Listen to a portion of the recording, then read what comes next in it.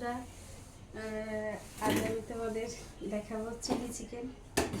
তো তোমরা অনেক রকম জায়গায় চিলি চিকেন খেতে, আমি একদম ঘরোয়া পদ্ধতিতে আমি কীভাবে চিলি চিকেন বানাই সেটাই দেখাবো। তো চিলি চিকেনের জন্য আমি প্রথমে নিয়ে নিয়েছি চিকেন। আমি এরকম ছোট ছোট টুকরো করে কেটে নিয়েছি, আমার এখানে প্রায় 500-র মতো মাংস আছে। তো আমি হাড়গুলো ফেলে দিয়েছি, শুধু সলিড মাংসগুলো নিয়েছি। তো একদম হাড় নেই, বোনলেস চিকেন। আর তো চলো প্রথমে আমি মাংসগুলোকে একটু ভেজে নেব। আর এই মাংসটা আমি ভিনিগার আর হালকা হলুদ দিয়ে ম্যারিনেট করে রেখেছি প্রায় 15 মিনিটের মতো। এখন আমি সাদা তেলে একটু লবণ দিয়ে মাংসটাকে জাস্ট সেদ্ধ করে নেব। এটাতে একদম আমি সরিষার তেল ব্যবহার করব না, সম্পূর্ণটা আমি সাদা তেলেই করব। তো চলো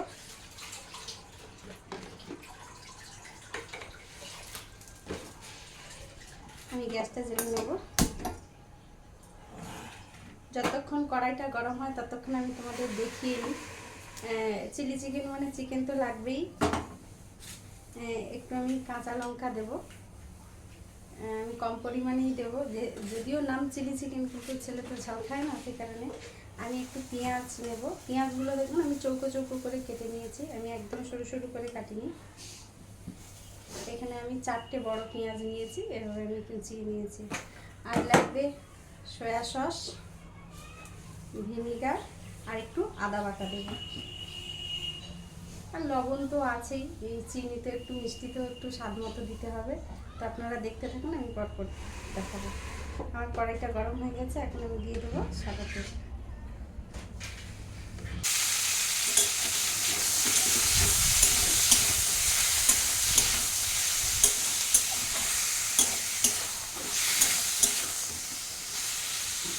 যেহেতু এটাতে লবণ নেই বন্ধুরা, একটু জড়িয়ে যাবে, কড়াটা একটু ভালো করে হিট করে নেবেন, তাহলে এটা ঠিক হয়ে যাবে।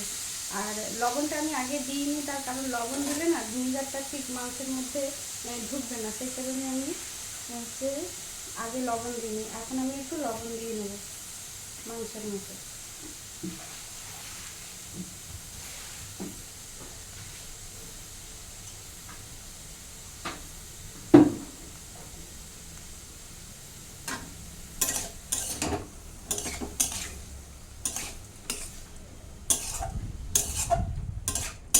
বন্ধুরা, আপনারাও চেষ্টা করবেন এই সময়টাতেই মাংসটাকে ভালো করে সেদ্ধ করে নিতে। দরকার হলে ফ্লেম কমিয়ে ঢাকা।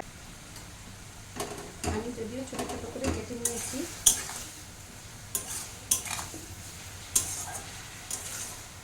মাংসটা ভালোভাবে সেদ্ধ করে নেব।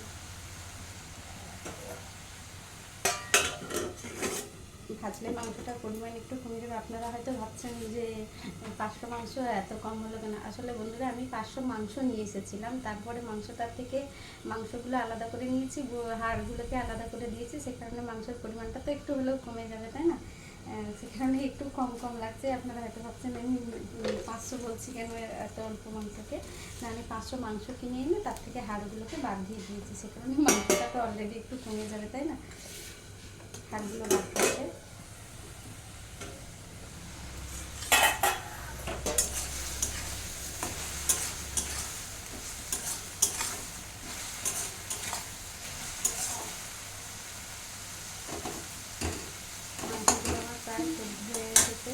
বন্ধুরা, আমি এখন একটু জল দিয়ে নেব।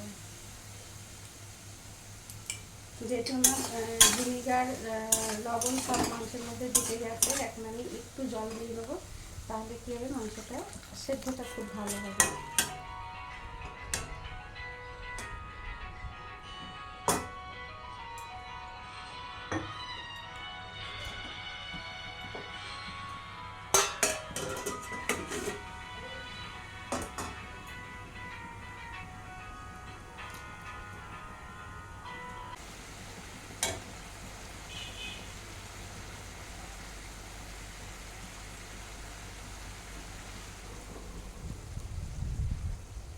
বন্ধুরা, আমার মাংসটা সেদ্ধ হয়ে গেছে, একদম নরম হয়ে গেছে।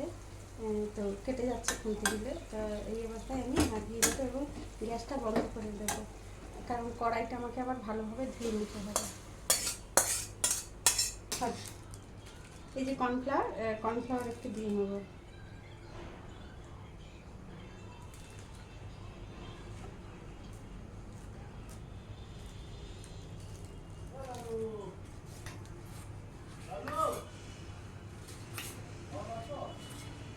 যেহেতু আমার এখানে একটু তেল জল আছে মাংসের প্যাঁচ, সে কারণে আমি শুকনো দিলাম। তো আপনারা শুকনোও দিতে পারেন বা কিংবা একটু জল করেও দিতে পারেন।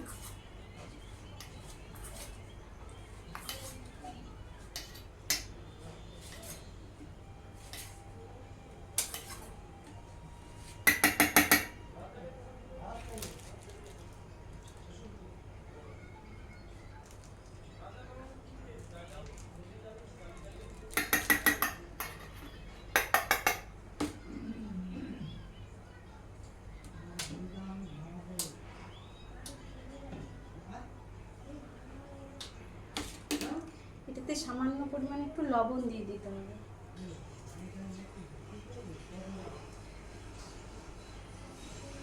যেমন আপনারা চপ ভাজার সময় করেন, গোলা তৈরি করেন, সেরকম সামান্য পরিমাণে একটু লবণ।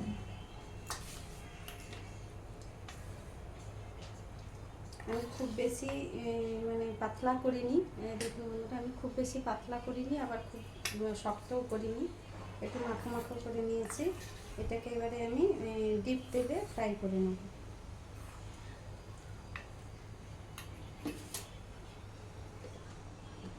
সাদা থেকে আমি ফ্রাই করে নেব।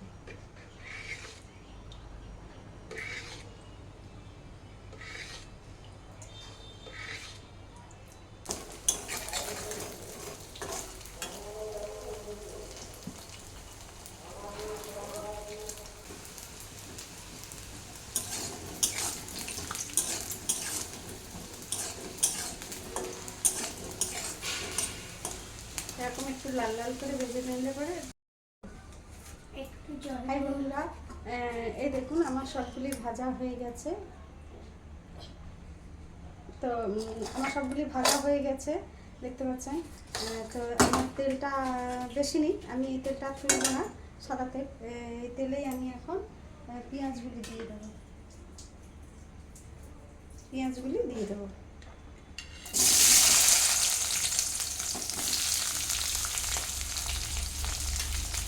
একটা লঙ্কা দেবো, বাকি লঙ্কাটা পরে দেবো।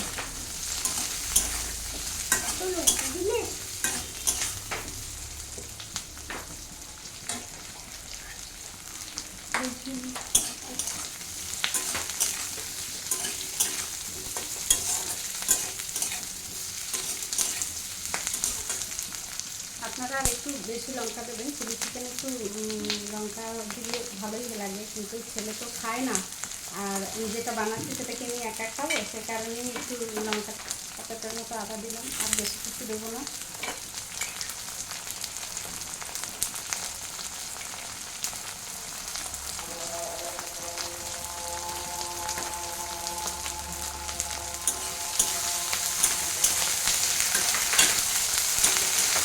আমি পেঁয়াজের মতো একটু লবণ দিয়ে নেবো।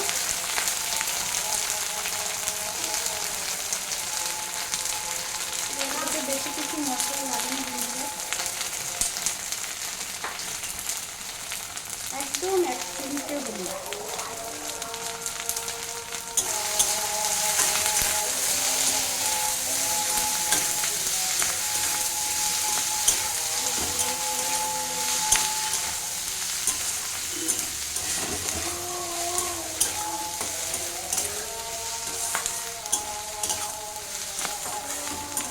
একটু ভিনেগার দিয়ে নেব।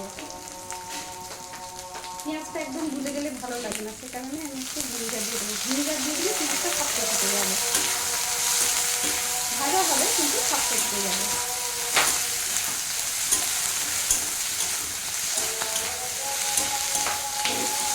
জল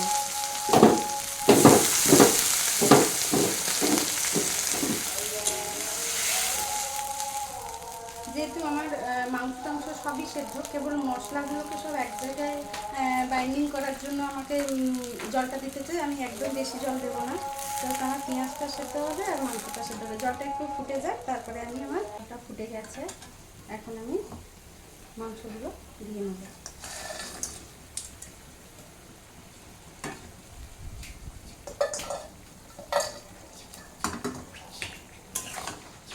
মাংসগুলো দিয়ে নেব।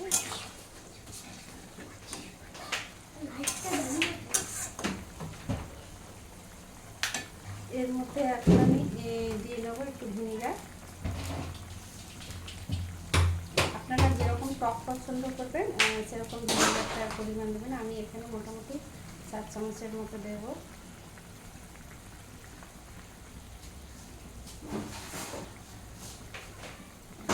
এই চিপি 4 চিপি দিলাম।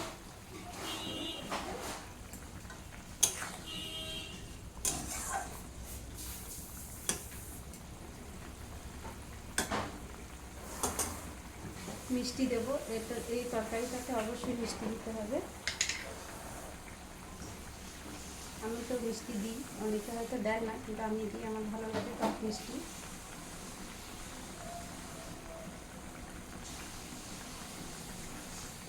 বন্ধুরা, আপনারা এটা কী দিয়ে খাবেন জানি না, আমরা এটা পরোটা দিয়ে খাবো। সে কারণে একটু টক মিষ্টি হলে আরও বেশি ভালো লাগবে পরোটার সঙ্গে। এখন আমি দিয়ে নেব কর্নফ্লাওয়ারটা।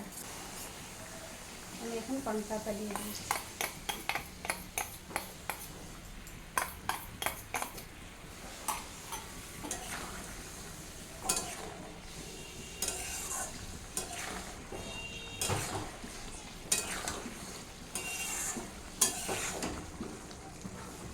দেখেছি কিন্তু দেওয়ার সঙ্গে সঙ্গে ঝোলটা কেমন গাঢ় গাঢ় হয়ে গেছে। তো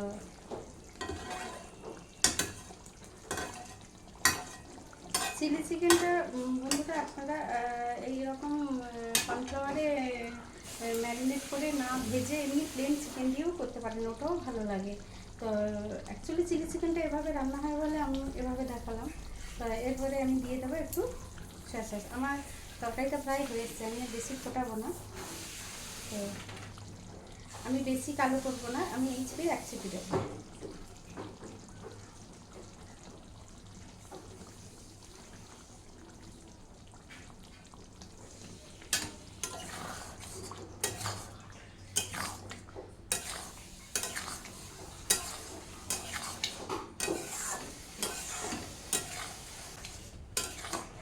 আমার চিলি চিকেন একদম রেডি বন্ধুরা। আমি আর বেশি কিছু দেবো না। এবারে আমি যেহেতু চিলি চিকেন একটু চিনির সেন্ট না থাকলে না ভালো লাগে না। ছেলের জন্য তো বেশি চিনি লঙ্কা দিতে পারলাম না, চিনি দিতে পারলাম না, আপনারা দেখবেন। তো এখন আমি শেষে এগুলোকে একটু করে গেঁথে দেবো, জাস্ট কাঁচা লঙ্কার সেন্টটা থাকবে। তো চলুন বন্ধুরা, আমার তরকারিটা একদম রেডি। এখন আমি সার্ভ করে আপনাদেরকে দেখাবো।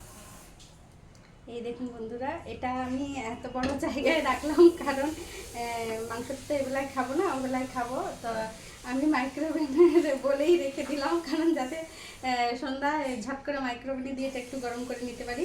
আপনারাও বন্ধুরা এটা যখন খাবেন চেষ্টা করবেন একবেলা আগে বানাতে।